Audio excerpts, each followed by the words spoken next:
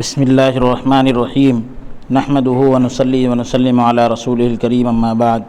معزز سامعین اکرام، السلام علیکم ورحمۃ اللہ وبرکاتہ۔ حضرت مولانا سید محمد عبدالواسع حسینی چشتی بخاری امان اللہ نورانی کی جانب سے محدث دکن ابو الحسنات حضرت سید عبداللہ شاہ صاحب نقشبندی رحمۃ اللہ تعالی علیہ کی لکھی ہوئی کتاب المحبت کا سلسلہ وار درس آپ کی خدمت میں پیش کیا جا رہا ہے، اور اس میں انسان کو اللہ تبارک و تعالیٰ نے جو پیدا کیا تو اس کی انسان کی پیدائش کا جو مقصد ہے اس کو بیان کرتے ہوئے، اور اللہ تبارک و تعالیٰ نے اس کو جو محرم راز بنایا، اللہ کے رازوں کو جاننے والا بنایا، اللہ کے اسرار و رموز سے واقف ہونے والا بنایا، تو اس کے تعلق سے ایک حکایت کو بھی یہاں پر ذکر کیا گیا۔ محدث دکن علیہ الرحمٰن نے اپنی کتاب میں اس کو جگہ دی ہے۔ اس حکایت سے آج ہمارے درس کی شروعات ہے۔ بسم اللہ الرحمن الرحیم۔ حکایت: سلطان محمود غزنوی رحمۃ اللہ تعالی علیہ کے پاس بہت سے غلام تھے، مگر سب شوکت اور دبدبہ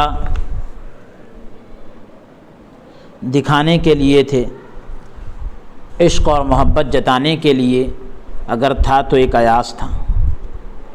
گورنریاں خالی ہوتی تو ایک ایک غلام جائیدادوں پر گورنر مقرر کیا جاتا، خوشی سے چلے جاتے۔ ایک وقت ایک جائیداد گورنری کی خالی ہوئی، یعنی ایک عہدہ خالی ہوا گورنری کا، تو اس جائیداد پر، اس عہدے پر سلطان نے ایاز کا نام لکھا۔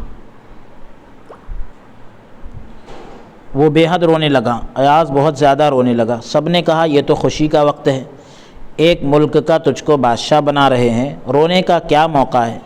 ایاز نے کہا اب تک تو میں بادشاہ کا مونس اور محرم راز تھا، یعنی بادشاہ کے راز کو بالکل جانتا تھا، اب اور خدم اور حشم کے جیسا ہو گیا، یعنی خادموں اور دیگر خدمت کرنے والوں کی طرح ہو گیا۔ اس سے میرا رتبہ گھٹا یا بڑھا؟ ایسے وقت خوشی کا کیا موقع ہے؟ اس وقت لوگوں کو ایاز، وہ فارسی میں ہے، اس کا ترجمہ بھی ہے کہ اس وقت لوگوں کو ایاز نے جواب دیا اور کہا تم سیدھے راستے سے بہت دور جا پڑے ہو، تم کو خبر نہیں کہ بادشاہ سلامت مجھ کو اپنے سے دور کر رہے ہیں؟ تم کو خبر نہیں بادشاہ سلامت مجھے اپنے سے دور کر رہے ہیں؟ اگر بادشاہ سلامت ساری دنیا بھی میرے حکم میں دے دے، میرے تابع کر دے، تب بھی میں ایک لحظہ، یعنی ایک لمحے کے لیے بھی اس سے دور ہونے کو پسند نہیں کروں گا، بادشاہ سے دور ہونا نہیں چاہتا۔ جو بادشاہ سلامت کہے میں وہ کرنے راضی ہوں، مگر ایک لحظہ اس سے دور رہنے کو پسند نہیں کروں گا، ایک لمحے کے لیے بھی بادشاہ سے دور رہنے کو پسند نہیں کروں گا۔ اور پھر آگے کہتے ہیں کہ میں اس کے ملک اور اس کے کاروبار کو کیا کروں، مجھے اس کا دیدار ساری سلطنت سے بہتر ہے۔ اگر تو مردان خدا سے ہے اور یعنی اللہ والوں میں سے ہے اور طالب حق ہے، اللہ رب العالمین کا طلبگار ہے اور قدرداں ہے، تو محرم راز ہونا ایاز سے سیکھ۔ اللہ اکبر۔ غرض انسان کی پیدائش کے متعلق فرشتوں وغیرہ کا جو سوال تھا، اس کا خدا تعالیٰ نے قولاً، یعنی اللہ تبارک و تعالیٰ نے فرما کر مجملاً یہ جواب دیا، اجمالی طور پر کہ انی اعلم ما لا تعلمون۔ مختصر میں یہ جواب دے دیا کہ میں جو جانتا ہوں وہ تم نہیں جانتے۔ فرشتوں کو یہ جواب دیا، ان کے پیدائش میں جو حکمت ہے انسان کے پیدا کرنے میں، تو وہ تم کو معلوم نہیں، اس کو ہم جانتے ہیں۔ اور عملاً، یعنی قولاً تو یہ جواب ہو گیا، عملاً اس طرح جواب دیا کہ انا عرضنا الامانۃ علی السماوات والارض والجبال،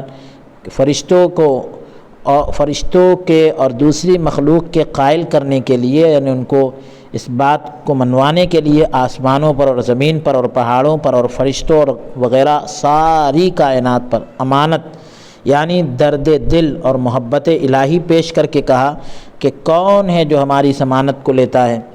فأبین ان یحملنہا واشفقن منہا، اس امانت کے لیے اور اٹھانے کا مادہ ہی نہیں تھا، یعنی امانت اٹھانے کی طاقت ہی نہیں تھی، اس لیے سب اس امانت کے اٹھانے سے ڈر گئے، اس کے لینے سے انکار کیے، کسی میں قابلیت ہی نہ تھی جو اس کو لیتا اور اس بار گرہ کو اٹھاتا۔ وحملها الانسان، یہ خلیفۃ اللہ ہی کے حصے میں آیا، یعنی انسان کے حصے میں، کہ اسی نے اس امانت کو اٹھایا، اور کیوں نہ اٹھاتا، یہ اسی لیے تو پیدا ہوا تھا، سب سے اول اسی نے سر جھکایا اور عرض کیا کہ مجھے دیجئے، آپ دیں اور میں نہ لوں۔ اللہ اکبر۔ کارمن است جانا بار غمت، یعنی میرے محبوب آپ کا بار غم اٹھانا میرا ہی کام ہے، آپ کے غم کا بوجھ اٹھانا میرا ہی کام ہے۔ کیسے مزے کا وہ وقت ہے جس میں آپ کی محبت دل میں بھری ہوئی تڑپا رہی ہے۔ پھر اس کے بعد کہہ رہے ہیں کہ میرے محبوب تیری تیغ دشمنوں کو نصیب نہ ہو، دوستوں کا سر سلامت رہے، کہ تو ان پر خنجر آزمائی کرے۔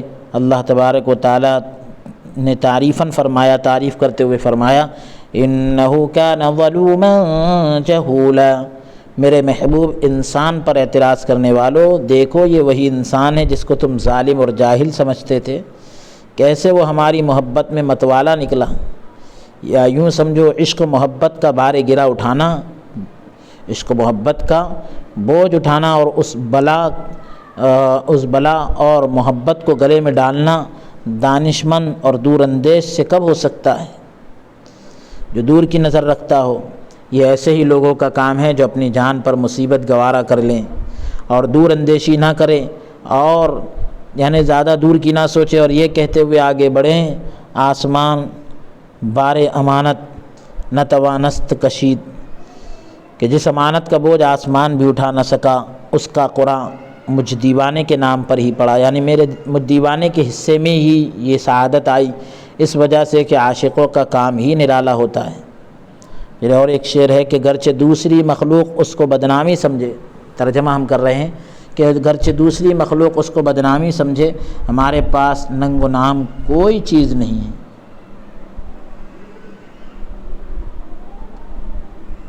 انسان کی امانت اٹھانے کا نتیجہ ہے، اور اس کے درد دل اور محبت الہی اور سوز نہانی کا اثر ہے کہ جو شب بیداروں کو رات بھر جگاتا اور صبح کو سجدے میں سر رکھوا کر پھوٹ پھوٹ کر رلاتا ہے۔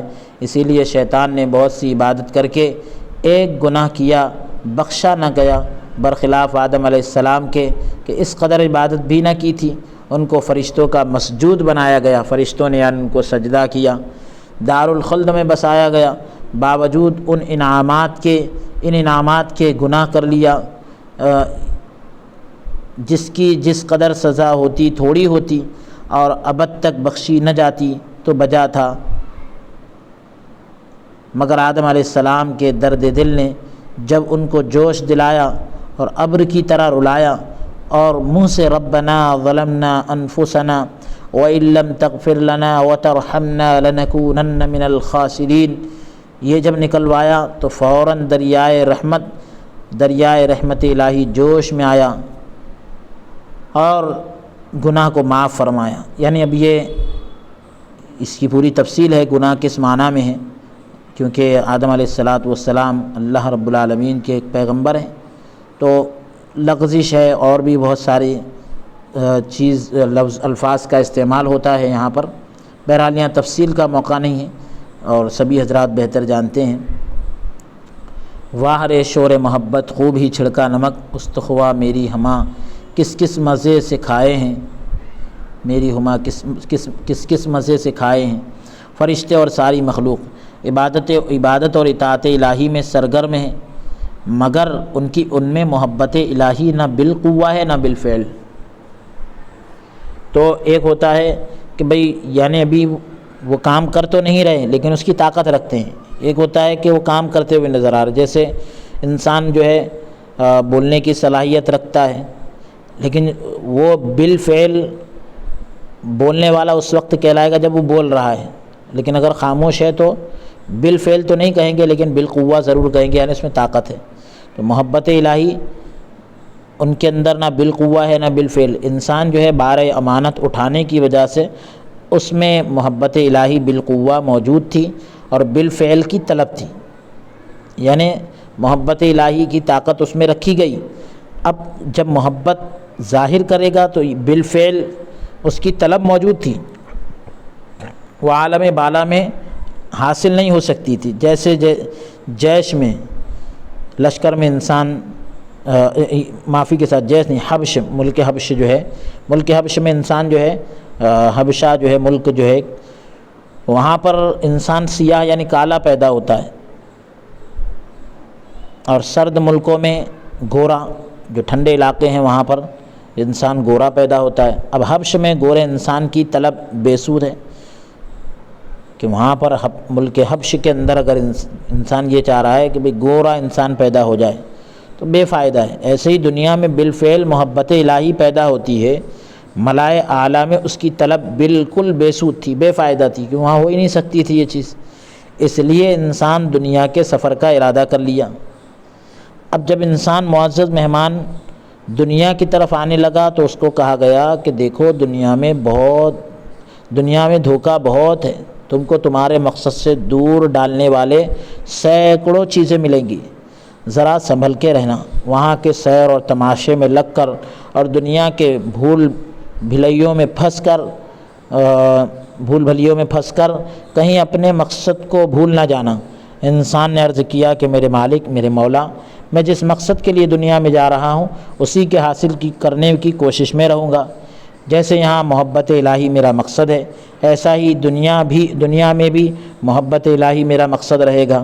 یہی روز میثاق کے عہد کا خلاصہ ہے، یعنی جس دن عہد و پیمان لیا گیا تھا اس وعدے کا خلاصہ یہی ہے۔ پھر خدا تعالیٰ کا ارشاد ہوا کہ میرے محبوب انسان، تو یہ نہ سمجھنا کہ میں تجھے تنہا بھیج رہا ہوں، اکیلا بھیج رہا ہوں، نہیں، اس مقصد کے حصول میں یعنی حاصل کرنے میں جن چیزوں کی تجھے ضرورت ہوگی وہ سب تجھ کو دوں گا۔ جب اس شان سے انسان دنیا میں آ گیا تو اس کو محبت الہی حاصل کرنے کے لیے روح حیوانی کی ضرورت تھی، ایک جاندار روح کی ضرورت تھی۔ اللہ تبارک و تعالیٰ نے حسب وعدہ اس کو روح حیوانی عطا فرمایا۔ اس لحاظ سے انسان میں روح کی دو قسمیں ہیں، اس اعتبار سے انسان کے اندر روح کی دو قسمیں ہیں، یعنی دو روح ہیں، ایک تو روح انسانی ہے جو ملائے اعلیٰ میں رہتی تھی اور اسی نے بار امانت اٹھایا تھا۔ معرفت اور محبت الہی اسی کو حاصل ہوتی ہے، دیدار الہی بھی اسی روح کو ہوگا، خطاب اسی سے، یعنی اللہ رب العالمین کا خطاب اسی سے اور عتاب اسی پر، سزا بھی اسی پر، ثواب بھی اسی کو، عذاب بھی اسی پر، سعید بھی یہی، نیک بخت بھی یہی، شقی بھی یہی یعنی بدبخت بھی یہی۔ قل الروح من امر ربی وما اوتی، قل الروح من امر ربی نفخت فیہ من روحی، یہ اسی کے شان میں ہے۔ اب دوسری روح ہے حیوانی ہے، اس کا منبع، اس کا سرچشمہ دل ہے۔ روح حیوانی ایک بھاپ ہے جو اخلاط سے پیدا ہوتی ہے، خلط ملط ہونے سے پیدا ہوتی ہے، بواسطہ رگوں کے ذریعے سے تمام جسم میں اور دماغ میں پہنچتی ہے۔ آنکھ اسی سے دیکھنے لگتی ہے، کان اسی سے سنتے ہیں۔ اس کی مثال یوں سمجھیے کہ کسی گھر میں چراغ لگا دیجئے، جہاں جہاں روشنی پہنچی در و دیوار سب روشن ہو گئے۔ ایسا ہی تمام جسم جو ہے روح حیوانی سے حرکت کرنے لگتا ہے۔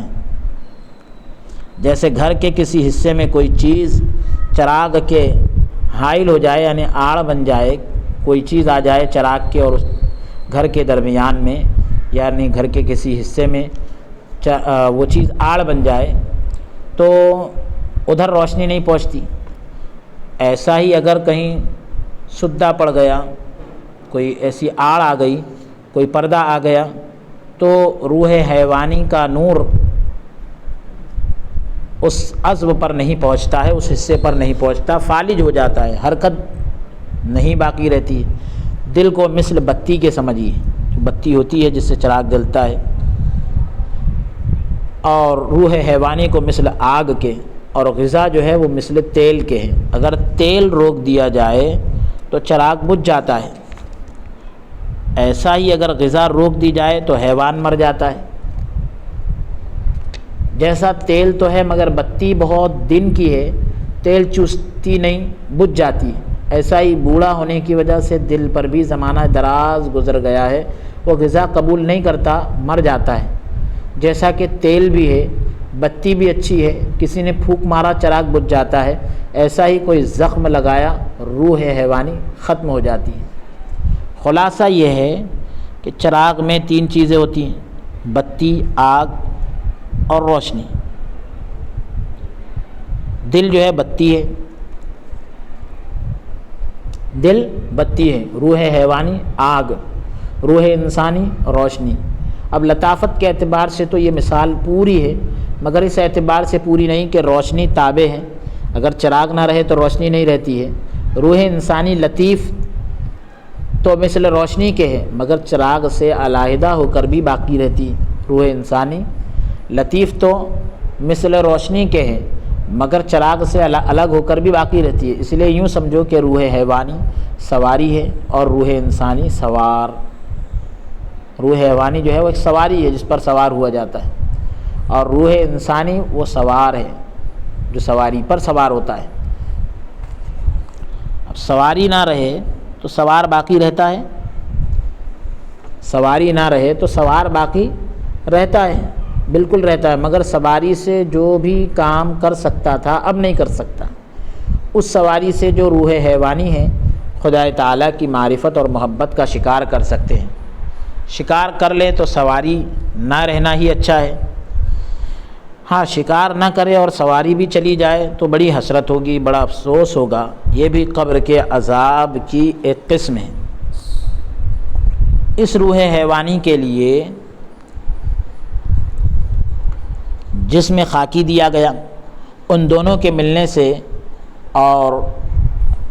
ملنے سے نفس اور اس کے صفات قوت غضبیہ، اس کے صفات یعنی قوت غضبیہ اور قوت شہویہ و ہوا، یعنی جو جی میں آئے وہ کرنا، کسی کی نہ سننا، تو یہ طاقتیں پیدا ہو گئی، یہ پیدا ہوئی کون؟ قوت غضبیہ اور قوت شہویہ و ہوا۔ اب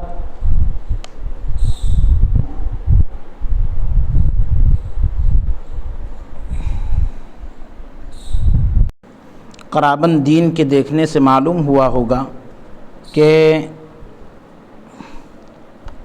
قرائن وغیرہ کے ذریعے سے کہ ہر چیز جو مفید ہے وہ کچھ نہ کچھ مضر بھی ہوتی ہے، نقصان بھی ہوتی ہے، جو چیز فائدہ دیتی ہے اس میں کچھ نقصان بھی ہوتا ہے۔ لائق طبیب کا کام ہے، جو علاج وغیرہ اچھے سے کرتا ہے اس کا کام ہے کہ وہ ضرر دفع ہونے کے لیے، نقصان کو دور کرنے کے لیے کسی مصلح کا استعمال کرائے، کسی اصلاح کرنے والی چیز کا استعمال کرائے۔ ایسا ہی نفس بھی عشق و محبت کے لیے بے حد مفید ہے، مگر اس میں ضرر یعنی نقصان یہ ہے کہ یہ نفس جو ہے شر کی طرف ہمیشہ مائل رہتا ہے، برائی کی طرف ہمیشہ جھکا رہتا ہے، اور ہر دم جو ہے ہر طرح کے خواہشوں کی طرف رغبت دلاتا ہے اور راہ راست سے ادھر ادھر لے جاتا ہے۔ اس کی اصلاح کے لیے عقل پیدا کی گئی۔ اب انسان بڑی حکمت والے اور زبردست قدرت والے کی حکمت اور قدرت کا بہترین نمونہ بن کر پیش ہوا۔ اس ترکیب کی وجہ یہ ہے، اس ترکیب کی وجہ سے روح انسانی میں، انسانی روح کے اندر بالفعل عشق و محبت پیدا ہو گئی۔ بالقوہ تو تھی ہی، لیکن ایسا کرنے سے بالفعل بھی عشق و محبت پیدا ہوئے، مگر ایسے ہی جیسے ایک سونے کا بڑا ٹکڑا ہو، اس سے جو زیور چاہیں بنا سکتے ہیں۔ کوئی ایک زیور بنانا مالک زر کے قوت تمییزی پر موقوف ہے، یعنی جو سونے کا مالک ہے تو اب اس کو کون سا زیور بنانا ہے اسے یہ اس پر ڈیپینڈ کرتا ہے، باقی یہ بڑا ٹکڑا ہے تو اس سے کچھ بھی بنا سکتے ہیں آپ۔ ایسا ہی روح انسانی میں بالفعل عشق و محبت تو پیدا ہو گئی ہے، مگر یہ عشق و محبت جس سے چاہے کر سکتے ہیں، کسی ایک سے محبت کرنا یہ روح انسانی کی قوت تمییزی پر موقوف ہے، یعنی جیسے وہ سونے کے جو مالک ہے اس پر یہ موقوف تھا، ڈیپینڈ کرتا ہے کہ وہ کیا بنانا چاہتا ہے۔ تو محبت تو انسان کس سے بھی کر سکتا ہے، لیکن کسی ایک سے محبت کرنا یہ انسان کی روح پر قوت تمییزی یعنی جو پرکھنے کی طاقت ہے اس پر ڈیپینڈ کرتا ہے۔ بعض روح انسانی ایسی خوش نصیب ہوتی ہے، بعض انسانی روحیں ایسی خوش نصیب ہوتی ہے کہ وہ عقل کے مشورے سے نفس کو اپنے تابع بنا کر اللہ تبارک و تعالی سے عشق و محبت پیدا کرتی ہے۔ وہ روحیں ایسی خوش نصیب ہوتی ہے، عقل کے مشورے سے نفس کو اپنے تابع بنا کر اللہ سے عشق و محبت پیدا کرتی ہے۔ یہ برگزیدہ حضرات اللہ تعالیٰ کے عشق و محبت میں ایسے مست اور متوالے ہوتے ہیں کہ جب رات ہوتی ہے اندھیری چوطرف یعنی ہر طرف چھا جاتی ہے، سونے والے سو جاتے ہیں، عشاق اللہ سے محبت کرنے والے عشاق جو ہے اپنے معشوقوں کے ساتھ خلوت میں چلے جاتے ہیں۔ یہاں پر معافی چاہوں گا، یہاں پر عشاق اپنے معشوقوں کے ساتھ یعنی دنیاوی محبت کرنے والے اپنے جس سے محبت کرتے اس کے ساتھ تنہائی میں چلے جاتے ہیں، آرام کرنے والے آرام کرتے ہیں، اس وقت یہ رہتے ہیں یا ان کا خدا، کوئی دوسرا دیکھنے والا نہیں ہوتا ہے۔ ان کو اپنے دل کی بھڑاس نکالنے کا خوب موقع ملتا ہے۔ اللہ تعالیٰ کے سامنے کبھی مناجات شروع کرتے ہیں، اللہ تعالیٰ کے سامنے کبھی مناجات شروع کرتے ہیں، کبھی ان نعمتوں کو یاد کر کے تعریف کیا کرتے ہیں، کبھی چلاتے ہیں، کبھی روتے ہیں، کبھی آہ آہ کرتے ہیں، کبھی ہائے ہائے کا شور مچاتے ہیں، تو کبھی عاشقانہ شکایت کرتے ہیں، کبھی شکوے کا دفتر کھول دیتے ہیں، کبھی سنبھل کر ادب سے ہاتھ باندھ کر اللہ تعالیٰ کے حضور میں کھڑے ہو جاتے ہیں، کبھی بے طاقت ہو کر بیٹھ جاتے ہیں۔ جب اللہ تبارک و تعالیٰ کی عظمت اور جلال ان پر طاری ہوتی ہے تو کبھی رکوع میں جھک جاتے ہیں، کبھی سجدے میں گر پڑتے ہیں، آنکھوں سے آنسو جاری رہتے ہیں، دل میں عشق و محبت کی آگ بھڑکتی رہتی ہے۔ اللہ تعالیٰ فرماتا ہے کہ میں دیکھتے رہتا ہوں کہ وہ میرے لیے کیا کر رہے ہیں، اور میں سنتے رہتا ہوں کہ وہ غلبہ محبت میں مجھ سے کیا کیا کہہ رہے ہیں۔ صبح ہو جاتی ہے مگر ان کا دکھڑا ادھورا ہی رہ جاتا ہے۔ ان کے مطلب یہ جو بھی اللہ رب العالمین سے التجائیں ہیں وہ ابھی ادھوری ہی رہ جاتی ہے، اور صبح ہو جاتی ہے۔ جب دن نکل آتا ہے تو وہ اپنی کیفیتوں کو چھپائے ہوئے سب کے ساتھ ملے ہوئے رہتے ہیں، دنیا کے سارے کاروبار کرتے ہیں مگر اللہ تعالیٰ کے مرضی کے موافق، سب کام کرتے ہیں لیکن اللہ کی مرضی کے مطابق، دنیا کرتے ہیں دین کے ساتھ، ان کے ہر کام سے اتباع سنت، شریعت کی پیروی، سنت کی پیروی ظاہر ہوتی ہے۔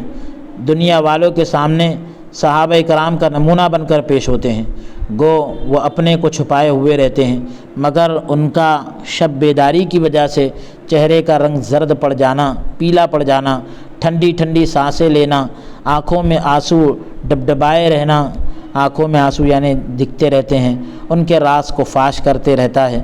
کسی نے سچ کہا، عاشقارہ کہ عاشقارہ سے نشانت اے پسر رنگ زرد آہ سرد و چشم تر، کہ یہی جو بھی اوپر بیان ہوا اسی کا خلاصہ ہے یہ شعر، کہ یعنی ان کی پیلا رنگ اور ٹھنڈی آہیں اور گیلی آنکھیں جو ہے یہ عاشقوں کی پہچان کراتی ہے۔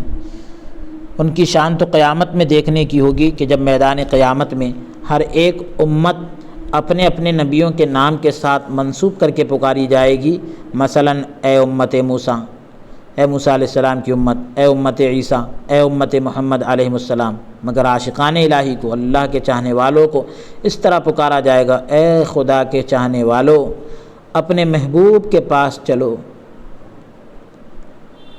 ان کو اس پکار سے ایسی خوشی ہوگی، ان کو اس پکار سے ایسی خوشی ہوگی کہ قریب ہوگا کہ دل پھٹ جائے۔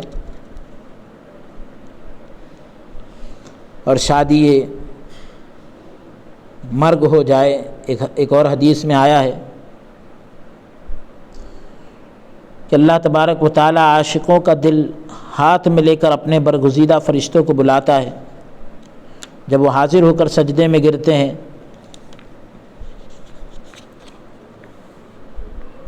تب ان سے فرماتا ہے کہ میرے فرشتوں، میں نے تم کو اس وقت سجدے کے لیے نہیں بلایا، میں نے تم کو اس وقت سجدے کے لیے نہیں بلایا ہے، اپنے عاشقوں کا دل دکھانے کے لیے طلب کیا ہے، عاشقوں کا دل دکھانے کے لیے بتلانے کے لیے بلایا ہے۔ یہ انہی کا دل ہے جن کے نسبت، جن کے بارے میں تم نے کہا ہے مفسد فساد والے خوریز انسان کو آپ کیوں پیدا کرتے ہیں۔ اب تم کو معلوم ہو گیا ہوگا کہ وہ کیسے ہیں۔ ان کے دلوں سے آسمان ایسا روشن ہوتا ہے جیسے زمین آفتاب سے، ان کے دلوں سے آسمان ایسا چمکتا ہے جیسے سورج سے زمین چمکتی ہے، روشن ہو جاتی ہے۔ اور بعض روح انسانی عقل کے مشورے کو ٹھکرا کر خود اپنے کو نفس کے تابع بنا کر دنیا کی ہر چیز سے محبت کرتی ہے۔ بعض روحیں اپنے نفس کے تابع خود کو بنا کر دنیا کی ہر چیز سے محبت کرنے لگ جاتی ہیں، ایک نہیں تو اللہ تعالیٰ سے، یعنی اگر محبت نہیں کرتے تو اللہ سے نہیں کرتے، دل کو اوروں کی محبت سے بھر دیتی ہے۔ بعض روحیں انسانی عقل کے مشورے سے اوروں کی محبت سے جو ہے اپنے دل کو بھر لیتے ہیں۔ کہیں کسی کونے میں بھی اللہ کی محبت کے لیے جگہ نہیں چھوڑی۔ ہائے افسوس اے انسان، تجھے کس سے محبت کرنا تھا اور تو کس سے محبت کر رہا ہے؟ تجھے ترقی کرنا تھا، بجائے اس کے تو تنزل کر رہا ہے، اوپر جانے کے تو نیچے آ رہا ہے۔ آخرت کو بھولا، سفر کو بھولا، دنیا میں آنے کے پہلے جو تیری حالت تھی وہ بھی کھو دیا۔ ہائے افسوس اے غافل انسان، تو نے یہ کیا کیا؟ اللہ تبارک و تعالی ہم سے محبت رکھتا ہے۔ اس کی کچھ جھلکیاں بتا رہے ہیں حضرت محدث دکن علیہ رحمہ کہ جب یہ حالت انتہا کو پہنچ جاتی ہے تو اللہ تبارک و تعالیٰ کی طرف سے ندا ہوتی ہے، آواز آتی ہے، او ناشکر انسان، تو کیا تھا؟ ہم تجھ کو کیا کیے؟ ساری مخلوقات میں سے چن کر ہم تجھ سے محبت کا علاقہ جوڑے، تعلق جوڑے، مگر او ناشکر انسان، تو ہم کو چھوڑا ہوا، ہم سے منہ موڑا ہوا، دور دور رہتا ہے۔ ہم چاہتے ہیں کہ تو ہمارا ہو جائے مگر تو ہمارا ہونا نہیں چاہتا۔ او بے وفا انسان، تیرے میں اور ہمارے میں کیا قول و قرار ہوئے تھے، کیا بات چیت ہوئی تھی، کیا طے ہوا تھا؟ کیا تجھے میثاق کا وعدہ یاد نہیں؟ اللہ نے جب وعدہ لیا تھا، کیا ایفائے وعدہ ایسا ہی ہوا کرتا ہے؟ وعدہ ایسا ہی پورا ہوتا ہے؟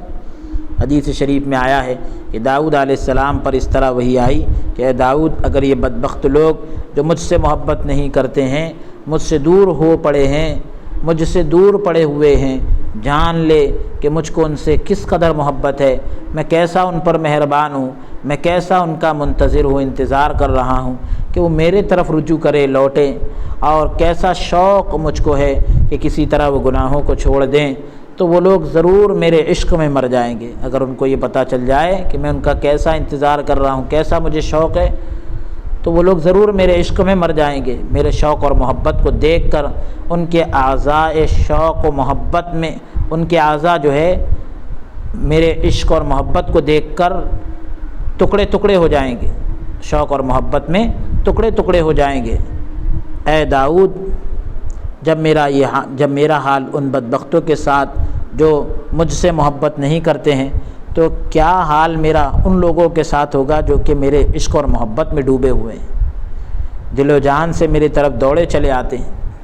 دوسری حدیث شریف میں آیا ہے کہ جو اللہ تبارک و تعالیٰ سے محبت نہیں کرتے ہیں، اللہ تبارک و تعالیٰ ان کی طرف مخاطب ہو کر ارشاد فرماتا ہے، متوجہ ہو کر فرما رہا ہے کہ اے بے سمجھ بندے، ہم کو چھوڑ کر جس سے محبت کرتا ہے، ہم کو چھوڑ کر تو جس سے محبت کرتا ہے، کیا وہ ہم سے زیادہ اچھا ہے؟ اگر تو کسی سے محبت اس لیے کرتا ہے کہ وہ تیرے ساتھ کچھ احسان کیا ہے، کچھ احسان کر رہے ہیں تیرے ساتھ، تو کیا مجھ سے زیادہ اس کا تجھ پر احسان ہے؟ ہمارے احسانات، ہماری بے گنتی نعمتیں، یعنی ان گنت نعمتیں، لا تعداد نعمتیں جو تجھ پر ہو رہی ہیں، آج سے نہیں، تیرے دنیا میں آنے کے پہلے سے ہو رہی ہے۔ تو نسیم منسیہ تھا، یعنی تیرا کوئی وجود نہیں تھا، میں نے تجھ کو اپنے ہاتھوں سے پیدا کیا، پھر تو کبھی منی کا قطرہ اور کبھی خون کا ڈلہ اور کبھی گوشت کا لوتھڑا، پھر ہڈیاں بنی، رگ پٹھے جوڑے گئے اور گوشت کی تہ دے کر اس پر سے چمڑا مڑا گیا، اچھا خاصا انسان بنا کر زمین پر لایا، پھر طفل بنا کر رکھا، بچہ بنا کر رکھا، جوان ہوا، ادھیڑ، بوڑھا، اچھی یعنی بڑی عمر کا ہوا، بوڑھا ہوا، ہر حالت میں ہماری احسانات تجھ پر ہوتے رہے، ہماری نعمتوں میں تو چھوٹے سے بڑا ہوا، ناشکر انسان، اتنا سب ہو کر بھی ہمارا تجھ پر کچھ احسان نہیں۔ ہر حال میں ہر وقت تیری زندگی کے سامان مہیا کرتے رہتا ہوں، غرض ہمارے احسانات کا کچھ ٹھکانہ نہیں ہے۔ ان تعدوا نعمت اللہ لا تحصوها، اگر ہماری نعمتوں کو گن سکو گے، ہرگز ممکن نہیں، اگر ہماری نعمتوں کو گن سکو گے ہرگز ممکن نہیں، یعنی اللہ کی نعمتوں کا شمار ممکن نہیں۔ اور جو بھی بظاہر تجھ پر احسان کیا کرتا ہے،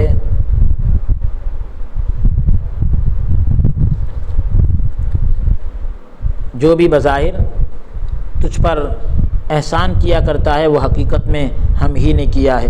اگر ہم اس کے دل کو تیرے پر احسان کرنے کی توفیق نہ دیتے تو کیا وہ تیرے پر احسان کرتا؟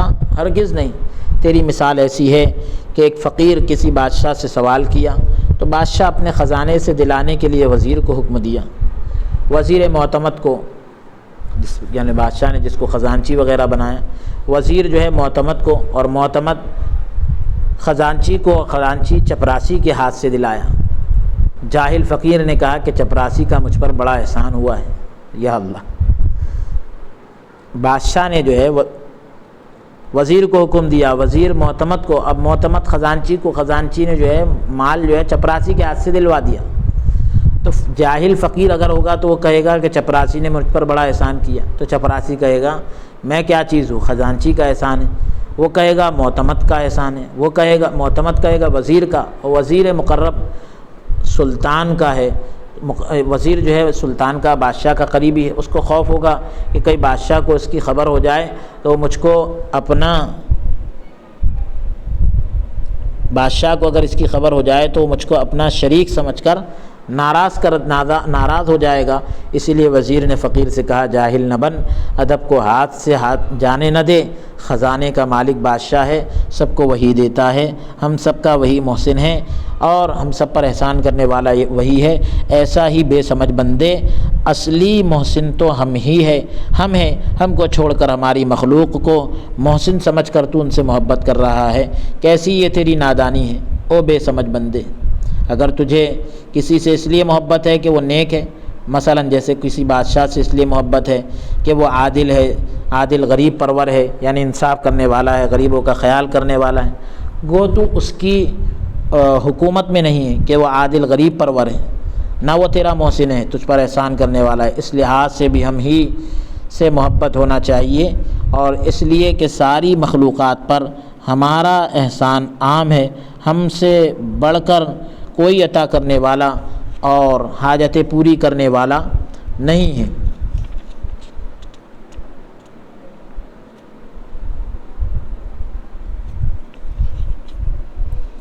اگر حسن و جمال کی وجہ سے تجھ کو کسی سے محبت ہے تو بتا، کیا تجھے جمال ظاہری پسند ہے یا جمال باطنی، ظاہری خوبصورتی یا اندرونی؟ اگر جمال ظاہری پر فریفتہ ہے، عاشق ہے، تو خوب رویانے پری، تمثال مہوشان حور، جمال کو حسن و جمال دینے والا کیسا جمیل ہوگا، جس نے جمال بنایا ہے اور اس کو جمال کو حسن دینے والا کیسا جمیل ہوگا، کیسا خوبصورت ہوگا۔ یہ بھی تو ذرا سوچ، اگر تجھے تاب ہوتی، طاقت ہوتی تو ہم اپنا جمال یہیں دنیا میں دکھاتے، مزہ تو ہمارے جمال کا قیامت میں دیدار کے وقت ہوگا۔ اگر جمال باطنی یعنی علم اور قدرت وغیرہ کی وجہ سے محبت ہے تو اولین اور آخرین کا علم ہمارے علم کے سامنے ذرہ برابر نہیں ہے، یا قدرت باعث محبت ہے، جیسے رستم کی شجاعت سن کر اس سے محبت ہوتی ہے، اس لحاظ سے بھی ہم سے ہی محبت ہونا چاہیے، سب کچھ ہمارے ہی قبضہ قدرت میں ہے۔ ایک مچھر سے بڑے بادشاہ کو ہلاک کر سکتے ہیں، ایک مچھر کے ذریعے سے بڑے بادشاہ کو ہلاک کر سکتے ہیں، جو چاہے وہ کرے، کوئی ہم سے پوچھنے والا نہیں، کوئی ہمارے حکم کو ٹالنے والا نہیں۔ تو یہ ہے کہ انسان اگر دنیا میں کسی سے محبت کر رہا ہے تو کس وجہ سے کر رہا ہے، چند وجوہات بتائی گئی۔